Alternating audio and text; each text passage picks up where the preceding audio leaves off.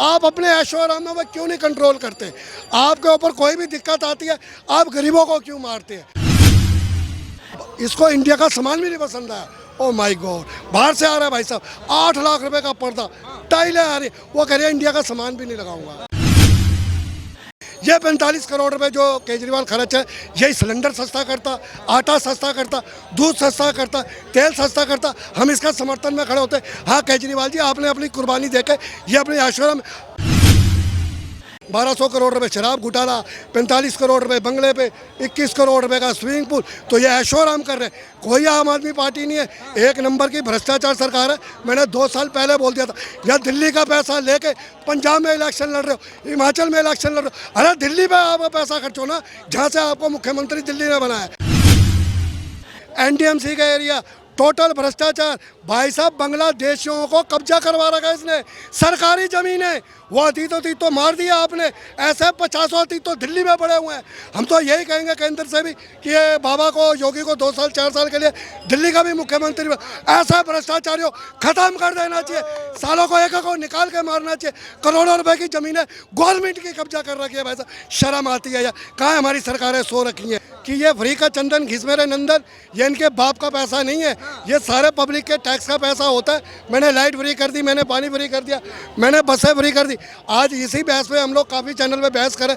45 करोड़ रुपए का भाई साहब ये बंगले पे खर्च कर रहे हैं, 21 करोड़ रुपए का ये स्विमिंग पूल ले रहे हैं। जब ये आम आदमी पार्टी बनी थी, हमने खुद समर्थन दिया था अन्ना हजारी जी के साथ, तो हमने इनको समर्थन करा था।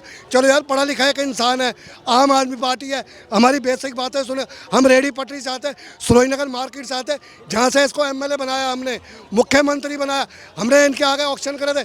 भाई साहब, 30-30 साल से बेरोजगार है, एक पटरी के लिए लड़ाई लड़ रहे हैं, हमसे 5-5 लाख रुपये पुलिस रिश्वत मांगती। कहता खुराना साहब, आपका काम, हमारी सरकार बनते हम आपको दुकानें बना के देंगे, आपके लाइट लगा के देंगे, आपको शेड बना के देंगे। भाई साहब, आज इसको सरकार को 8-9 साल हो गए हैं। शर्म आती है यार। अब वो इनके नेताओं से बात करते, कहते कौन खुराना साहब, हम तो जानते ही नहीं। हमने कहा भाई साहब, आपने कहा था रेडी पटरी, हमें तो हाई कोर्ट ने ऑर्डर भी दे रखे, भाई इनको रेडी पटरी क्यों नहीं देते आप? तो ये चीज़ें ना, अब ये लोगों का क्या है, इनका 2 साल 3 साल जो भी था, इन्होंने बेवकूफ़ पब्लिक को बनाना था।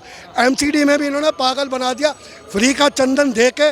अब पब्लिक समझ गई है, ये फ्री इनको कुछ नहीं मिल रहा है। वो कह रहे हैं कि घर बना लिया, क्या दिक्कत आ गई? मोदी जी भी तो कर रहे हैं, इतने बड़े बड़े काम कर रहे हैं, जहाज खरीद रहे हैं अपने लिए, हमने घर बना लिया 45 करोड़ का, क्या प्रॉब्लम है? देखिए, मैं तो सारी सरकारों को खिलाफ हूँ भाई साहब। आप एक चीज़ का जवाब दीजिए, इस इंसान के ऊपर 1 लाख रुपए का कर्जा है, पहले ये अपने कर्जे निपटाएगा, अपनी ऐशो आराम करेगा।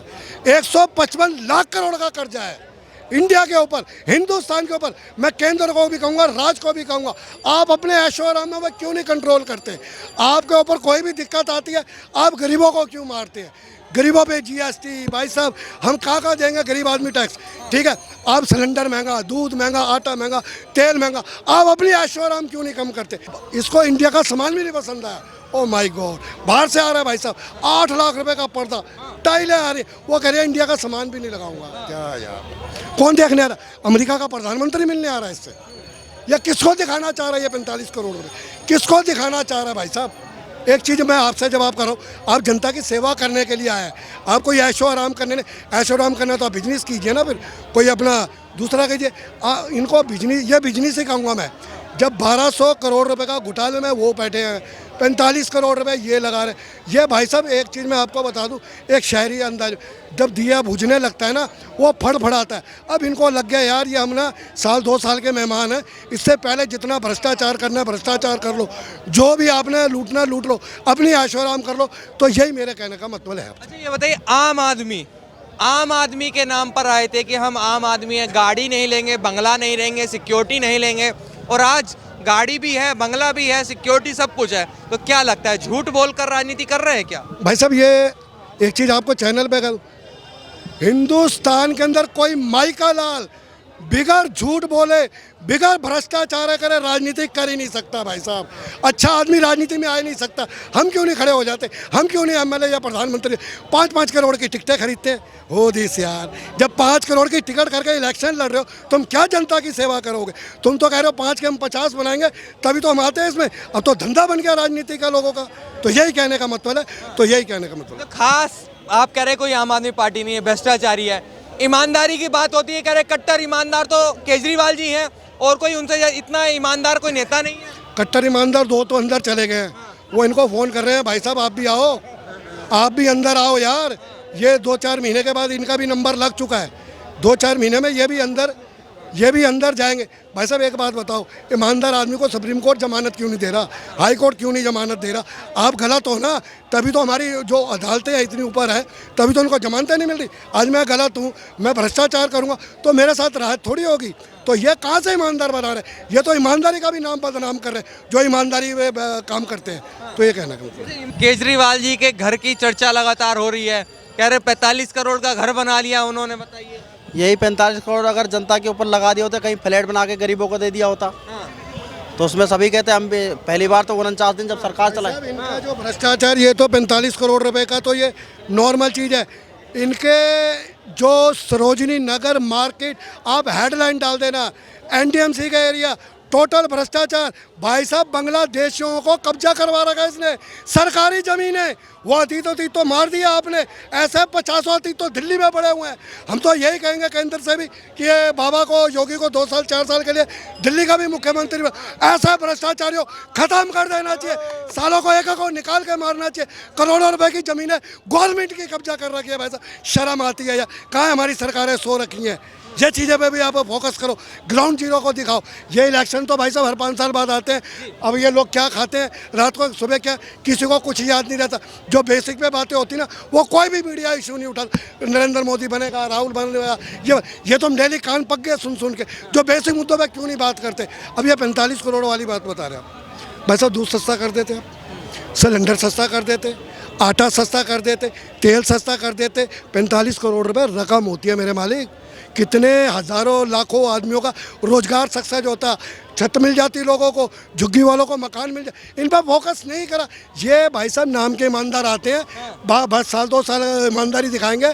ये ईमानदारी भी इसलिए है, इसने जो फ्री का चंदन घिस मेरे नंदन चालू कर दिया, पब्लिक बेवकूफ़ उसी के चक्कर में बनी है, मगर अब पब्लिक बेवकूफ़ नहीं बनेगी। जय हिंद जय कह रहे हैं ईमानदारी की जो बात थी 2-4 साल चली थी केजरीवाल जी की, अब ईमानदार नहीं रहे। देखिए केजरीवाल जो है ना, आज तक अपनी बात पे टिका नहीं है।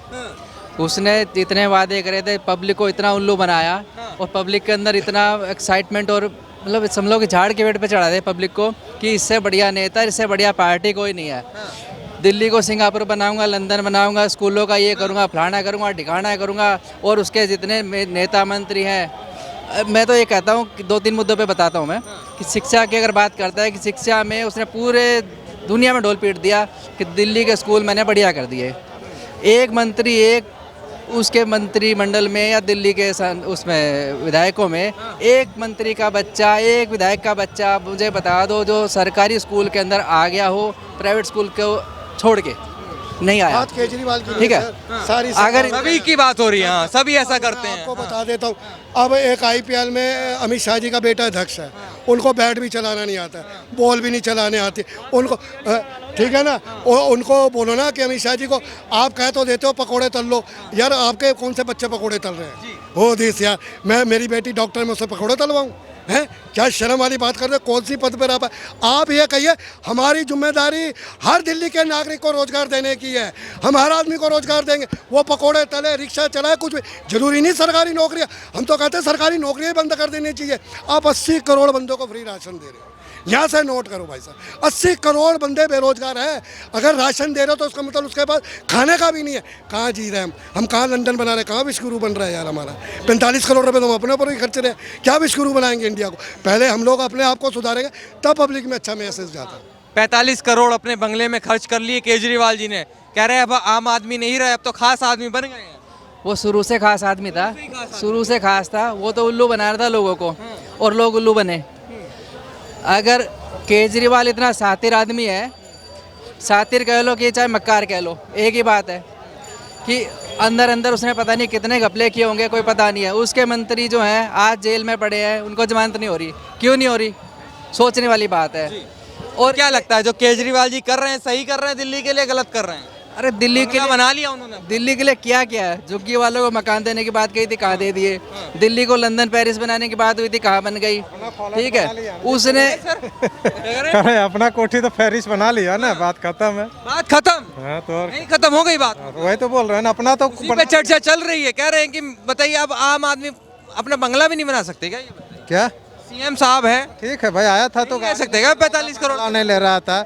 45 करोड़ का बंगला नहीं है, 45 करोड़ का उसका फर्निशिंग हुआ है, बंगला नहीं है। 1.5 लाख का एक पर्दा आया है। नहीं कर सकते क्या?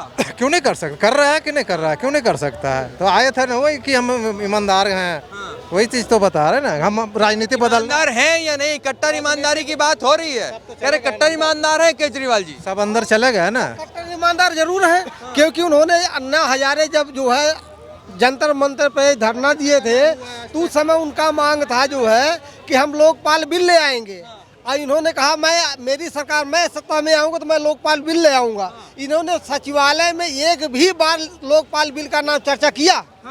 यही वो सच्चाई है। लेकिन अब तो घर की चर्चा है, घर बना रहे हैं, रेनोवेशन हो रहा है। अरे बनाएंगे नहीं तो इसके बाद आएंगे नहीं, तो जो हो जाएगा वही तो रहेगा इसके बाद। अब उनको सत्ता में थोड़ी ना आना है, अब उनको आना नहीं है, तो जो बना ले, जो कर लिए, वही उनका हाथ लगेगा। क्या केजरीवाल जी सही कर रहे हैं, गलत कर रहे हैं? ईमानदारी की बात हो रही है, ईमानदार है या नहीं? कट्टर ईमानदार बता रहे थे अपने आप को। अरे वही तो कह रहे हैं, ईमानदार तो वही है वो। उन्होंने लोकपाल बिल पे सत्ता में आया और लोकपाल बिल का नाम ही नहीं लिया, आज तक कभी भी नहीं लिया कि लोकपाल बिल लाना है। उन्होंने जो वहाँ से पूरा जनता के साथ, झंडा के साथ जो है लोकपाल बिल का जो है आह्वान किया था कि मैं आऊँगा तो लोकपाल बिल ले आऊँगा, मैं लोकपाल बिल ले आऊँगा। जनता उनके साथ थी। उन्होंने सत्ता में आते ही लोकपाल बिल का नाम ही नहीं लिया, एक बार भी चर्चा नहीं किया कि हाँ लोकपाल बिल आना चाहिए। जिनके खिलाफ केजरीवाल सत्ता में आया, पार्टी बनाई, लड़ा, सबसे पहले उन्हीं के साथ गठबंधन किया, सरकार बनाई।